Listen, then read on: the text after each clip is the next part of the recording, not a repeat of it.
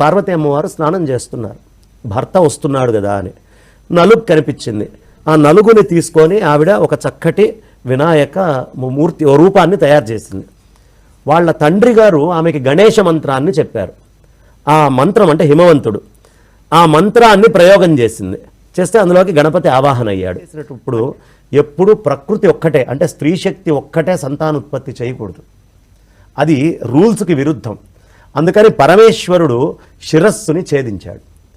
ఛేదించిన తర్వాత ఎప్పుడు ఆయన తండ్రి అయ్యాడు గణపతికి, మళ్ళీ ఏనుగు తలకాయ తీసుకొని వచ్చి అక్కడ ప్రతిష్టం చేయటం వల్ల అయ్యాడు. అందుకనే ఈ జగము అంటే బయట ప్రపంచం, జగాన్ని తిప్పితే పరమాత్మ గజం, ఆ జగాన్ని తిప్పి గజముగా పరమాత్మ స్వరూపంగా ఇక్కడ కిందంతా నరాకారమంతా జగత్తు.